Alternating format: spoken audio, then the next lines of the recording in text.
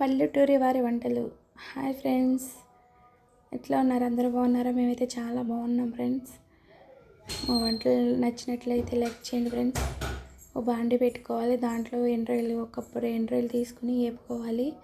Oil ఏమి use చేయవసరం లేదు, నార్మల్గానే వేపేసుకోవాలి బాగాను. వేపుకున్నాక ఒక ప్లేట్లో తీసుకుని పక్కన పెట్టుకోవాలి, అవి చల్లారాలి.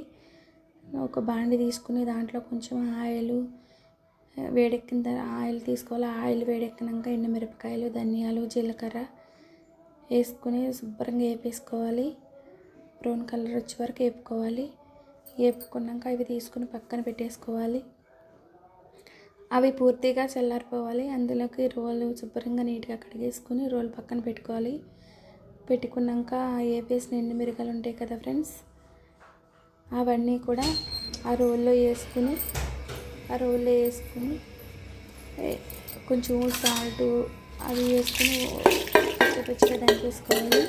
దంచుకున్నాక అవి బాగా మెత్తగా పచ్చిగా దంచేసుకుని కొంచెం వెంట్రుకలు ఉంటాయి కదా, అవి కూడా వేసేసుకుని అవి కూడా శుభ్రంగా దంచేసుకుని తర్వాత ఎల్లుల్లిపాయలు కూడా వేసుకుని దంచేసుకోవాలి. దంచేసుకున్నాక అదంతా దంచేసినాక శుభ్రంగా మెత్తగాను పక్కకు తీసుకుని ఒక ప్లేట్లో వేసుకోవాలి. వేసుకున్నాక కొంచెం అన్నం, వేడి అన్నం అందులో వేసుకొని తింటే ఉండిద్ది. ఎమరుసుగా ఉన్నది ఫ్రెండ్స్. నచ్చితే లైక్ చేయండి, షేర్ చేయండి ఫ్రెండ్స్. పల్లెటూరు వారి వంటల మట్టికి మిస్ కాకోకుండా చూడండి. Bye friends. భోగి సంక్రాంతి శుభాకాంక్షలు ఫ్రెండ్స్.